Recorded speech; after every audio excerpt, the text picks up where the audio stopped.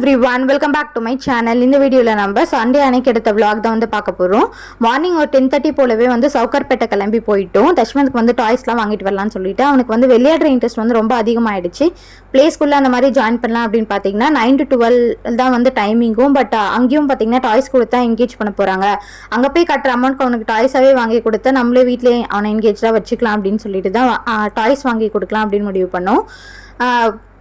Local மார்க்கெட்ஸ்லலாம் நீங்கள் toys வாங்கினீங்கன்னா வந்து ஒரு 2 டாய் வாங்கலாம். அப்படின்னா சவுகார்பேட் போனீங்கன்னா நீங்கள் வந்து 4 வந்து வாங்கிட்டு வரலாம். ரொம்ப சீப்பராக கிடைக்கும். அதனால தான் வந்து அங்கே போயிருந்தோம். அதே மாதிரி ஒரு 5 டாய்ஸ் கிட்ட வாங்கினோம். ப்ரைஸ் வந்து 800 கிட்ட தான் வந்தது. என்னென்ன டாய்ஸ் வாங்கினேன் அப்படின்னு சொல்லிட்டு நான் நெக்ஸ்ட் வீடியோஸில் வந்து கண்டிப்பாக உங்களுக்கு காட்டுறேன். பட் இப்போவே காட்டலாம் அப்படின்னு தான் நினச்சேன். பட் அவன் என்ன வீடியோ எடுக்கவே விடலை. அவன் டாய்ஸில் வந்து ரொம்ப ஆர்வமாக இருந்தான் அப்படின்றனால. சவுகார்பேட் போனீங்கன்னா வந்து கண்டிப்பாக ஃப்ரூட்ஸ் வந்து வாங்காமல் வராதிங்க. ரொம்ப விலை கம்மியாக இருக்கும். அதுவும் எக்ஸாட்டிக் ஃப்ரூட்ஸ் எல்லாமே வந்து அங்கே கிடைக்கும். லோக்கல் மார்க்கெட்ஸில் கிடைக்காத ஃப்ரூட்ஸும் கிடைக்கும். கிடைக்கிற ஃப்ரூட்ஸும் பார்த்தீங்கன்னா ஒரு 80 ருபீஸ் அந்த மாதிரி இருக்குன்னா அங்கே வாங்கினீங்கன்னா ஒரு 40-50 ரேஞ்சஸில் தான் இருக்கும். நாங்களும் அத்திப்பழமும் அவகேடோவும் வந்து வாங்கிட்டு வந்திருந்தோம். கோல்டன் சாட்டில் போய் பானிபூரி வந்து சாப்பிட்டோம். பானிபூரி சாப்பிடணும் போல் இருந்தனால சாப்பிட்டு முடிச்சுட்டு வர வழியிலே வந்து கூழ் குடிச்சனால வயிறு வந்து ரொம்ப ஃபில்லிங்காக இருந்தது. சரி, ஓகே, டைரெக்டாக நைட்டுக்கு வந்து குக் பண்ணிக்கலாம் அப்படின்னு சொல்லிட்டாங்க ஹஸ்பண்டு. வரும்போதே மட்டன், அதுக்கப்புறம் வானகரம் ஃபிஷ் மார்க்கெட்டில் ஃபிஷ் எல்லாமே வந்து வாங்கிட்டு வந்திருந்தோம். நைட்டு டின்னருக்கு பிரியாணி, மட்டன் தொக்குறதுக்கு அப்புறம் ஃபிஷ் ஃப்ரை வந்து பண்ணி ஃபில்லிங்காக சாப்பிட்லாம் அப்படின்னு சொல்லிட்டு டாய்ஸ்லாம் வந்து வீடியோ எடுத்துகிட்டு இருந்தால் வந்து என்னை எடுக்கவே விடலை. சரி, ஓகே, அவனை டிஸ்டர்ப் பண்ண வேணாம், விளையாடிட்டோம் அப்படின்னு சொல்லிட்டு நான் குக் பண்ண ஸ்டார்ட் பண்ணிட்டேன். இந்த வீடியோவில் வந்து நான் பிரியாணி ரெசிபி வந்து கவர் பண்ணியிருக்கேன். மட்டன் தொக்கு வந்து நான் ஆல்ரெடி ஷார்ட்ஸில் வந்து அப்லோட் பண்ணியிருக்கேன். கண்டிப்பாக ட்ரை பண்ணி பாருங்கள். ட்ரை பண்ணி பார்த்துட்டு சொல்லுங்கள்.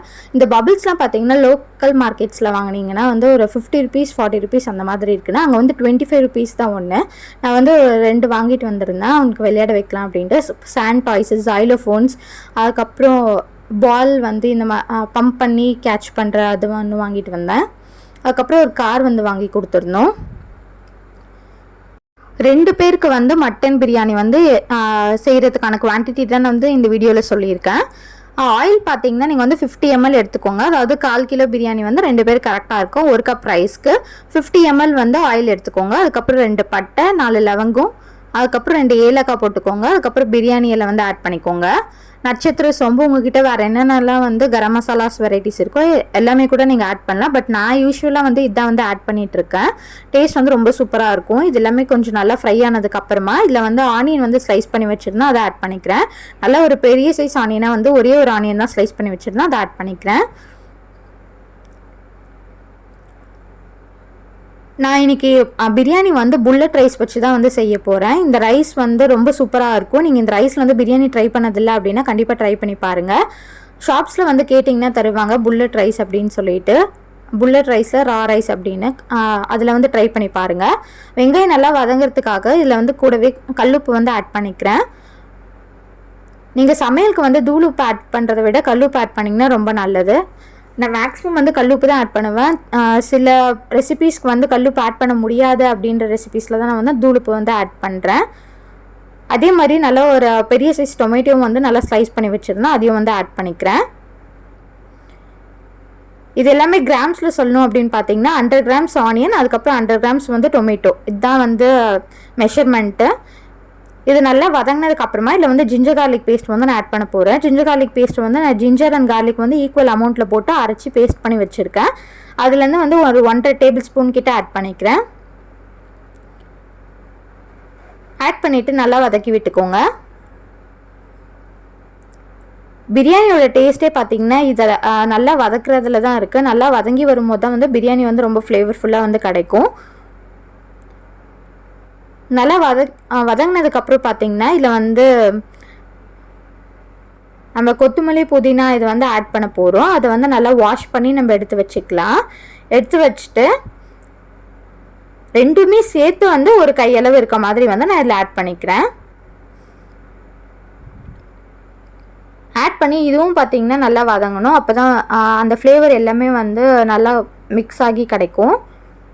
இது லைட்டாக மிக்ஸ் ஆனதுக்கப்புறம் பார்த்தீங்கன்னா இதில் வந்து மசாலாஸ்லாம் வந்து ஆட் பண்ணிக்கலாம்.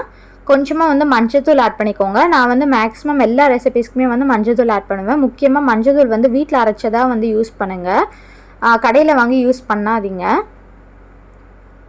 இது கூடவே காஷ்மீரி சில்லி பவுடர், இதுவும் வந்து வீட்டில் அரைச்சது தான்.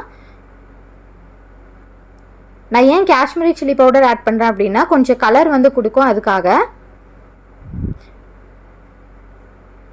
இது கூடவே கொஞ்சமாக மட்டன் மசாலா வந்து ஆட் பண்ணிக்கிறேன். இது எல்லாமே உங்களோட ஸ்பைசினஸ் லெவலுக்கு தகுந்த மாதிரி நீங்கள் ஆட் பண்ணிங்கன்னா கரெக்டாக இருக்கும். இல்லை நீங்கள் பிரியாணி மசாலான்னு தனியாக வச்சுருந்தா அது கூட நீங்கள் ஆட் பண்ணிக்கலாம். இந்த மசாலாவோட பச்சை வாசனைலாம் போகிற அளவுக்கு வதக்கி விட்டுட்டு இதில் வந்து கர்ட் ஆட் பண்ணிக்கலாம்.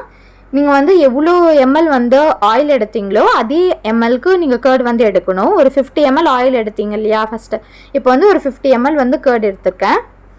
இதையும் இதில் ஆட் பண்ணிவிட்டு நல்லா வதக்கி விட்டுக்கலாம். நான் இதில் காட்டியிருக்க எல்லா இன்க்ரீடியன்ஸும் நீங்கள் வந்து எதுவுமே மிஸ் பண்ணாமல் அப்படியே ஆட் பண்ணிங்கன்னா கண்டிப்பாக பிரியாணி வந்து ரொம்ப டேஸ்ட்டாக கிடைக்கும். புதினா கொத்தமல்லி அண்ட் கர்ட் இதெல்லாமே வந்து ரொம்ப இம்பார்ட்டன்ட். இதுதான் வந்து பிரியாணியோட டேஸ்ட்டே வந்து என்ஹான்ஸ் பண்ணி கொடுக்கும். இது நல்லா வதங்கி எண்ணெய் பிரிஞ்சு வந்ததுக்கப்புறம் இதில் வந்து நம்ம ஆல்ரெடி வேக வச்சுருந்தா மட்டன் வந்து ஆட் பண்ணிக்கலாம். மட்டன் தொக்குக்கு ஆல்ரெடி கொஞ்சம் மட்டன் எடுத்து வச்சுட்டேன். இது வந்து மீதி இருக்க மட்டன், இது வந்து ஒரு 1/4 கிலோ இருக்கும். அதை வந்து இதில் ஆட் பண்ணிக்கிறேன். ஆட் பண்ணிவிட்டு மட்டன் மசாலா எல்லாம் வந்து மட்டனுக்குள்ளே இறங்குற அளவுக்கு நல்லா வதக்கி விட்டுக்கலாம். கொஞ்ச நேரம் வந்து அப்படியே குக் ஆகட்டும். அதுக்கப்புறம் வந்து வாட்டர் ஆட் பண்ணலாம். இப்போ வந்து இதில் நான் வாட்டர் ஆட் பண்ணிக்கிறேன். மட்டன் வேக வச்ச தண்ணியே பார்த்திங்கன்னா 2 கப் இருந்தது. 1 கப் வந்து நான் பிரியாணிக்கு, இன்னொரு கப் வந்து மட்டன் தொக்குக்கும் ஆட் பண்ணிட்டனால 1 கப் மட்டன் வேக வச்ச தண்ணி, அதுக்கப்புறம் 1 கப் வந்து நார்மல் வாட்டர் வந்து ஆட் பண்ணியிருக்கேன். 1 கப் ரைஸ்க்கு 2 கப் வாட்டர் ஊற்றுனீங்கன்னா கரெக்டாக இருக்கும். தண்ணி நல்லா கொதிச்சு வந்ததுக்கப்புறமா இதில் வந்து ரைஸ் ஆட் பண்ணிக்கலாம்.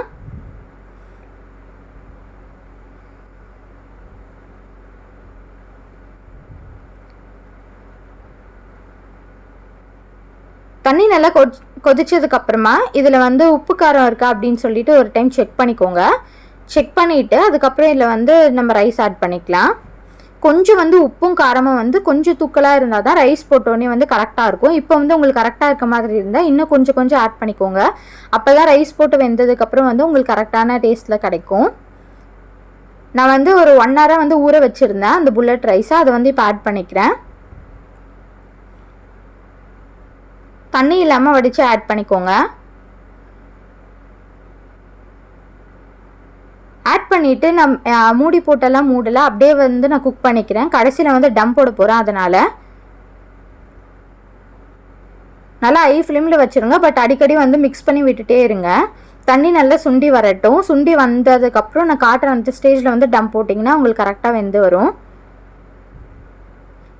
தண்ணி பார்த்திங்கன்னா இப்போ பாதி வந்து சுண்டி வந்துருச்சு. ரைஸும் வந்து ஒரு அரை வேக்காடு மாதிரி இருக்குது. இன்னும் கொஞ்சம் நேரம் வந்து தண்ணி எல்லாமே சுண்டட்டும். இந்த ஸ்டேஜில் நீங்கள் கரெக்டாக லெமன் ஆட் பண்ணிக்கோங்க. நான் வந்து ஒரு 1/2 லெமன் வந்து புளிஞ்சு வச்சுருந்தேன், அதை ஆட் பண்ணிக்கிறேன். லெமன் வந்து நீங்கள் முன்னாடியே ஆட் பண்ணாதீங்க. இந்த டைமில் ஆட் பண்ணால் தான் உங்களுக்கு அந்த கசுறு வந்து வராமல் இருக்கும். முன்னாடி ஆட் பண்ணிங்கன்னா லைட்டாக கசப்பாக இருக்க மாதிரி இருக்கும். கரெக்டாக அந்த ஸ்டேஜில் வந்து டம் போட்டுருங்க. மேலே வந்து ஒரு வெயிட் வச்சுருக்கேன். லோ ஃப்ளேமில் வச்சுட்டு ஒரு 5 minutes கழிச்சு ஆஃப் பண்ணிவிட்டு ஒரு 15 minutes கழிச்சு ஓப்பன் பண்ணிங்கன்னா சூப்பராக வந்து உங்களுக்கு வெந்திருக்கும்.